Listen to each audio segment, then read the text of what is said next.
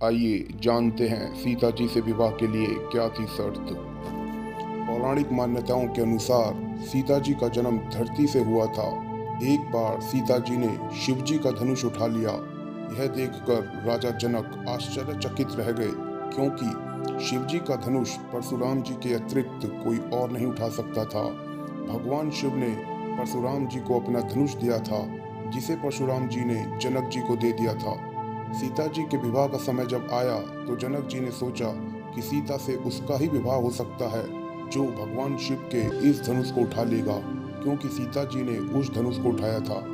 जनक जी ने सीता जी के स्वयंवर की घोषणा कर दी और सीता जी से विवाह के लिए शिव धनुष उठाने की शर्त रख दी। जो इस शर्त को पूरा करता उसी के गले में सीता जी वरमाला डालती। सीता जी के स्वयंवर की सूचना महर्षि वशिष्ठ जी को भी हुई, तो वे भगवान राम और लक्ष्मण को लेकर मिथिला की राजधानी जनकपुर पहुंच गए। सीता जी के स्वयंवर में अनेकों राजकुमार आए हुए थे। महर्षि वशिष्ठ ने भगवान राम और लक्ष्मण जी के साथ महल में स्थान ग्रहण किया।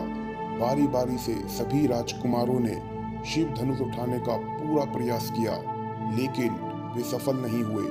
जनक जी यह देखकर बहुत निराश हो गए, क्योंकि कोई शिव धनुष उठा ही नहीं पा रहा था। तब उन्होंने भरी सभा में कहा कि क्या उनकी बेटी के लिए कोई योग्य राजकुमार नहीं है। तब महर्षि वशिष्ठ ने राम जी को शिव धनुष उठाने के लिए आज्ञा दी। तब प्रभु राम ने अपने गुरु को प्रणाम किया और शिव धनुष को एक हाथ से उठाकर उस पर प्रत्यंचा चढ़ाने लगे। तभी वह धनुष टूट गया। यह देखकर जनक जी खुश हुए और सीता जी ने प्रभु राम के गले में वरमाला पहना दी।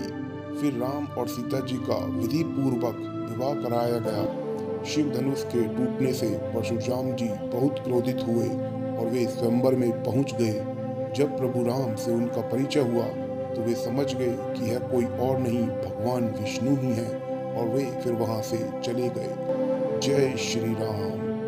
अगर आपको सीता जी के बारे में यह जानकारी अच्छी लगी तो प्लीज़ वीडियो को लाइक करें, चैनल को सब्सक्राइब करें और बेल आइकन दबाना ना भूलें।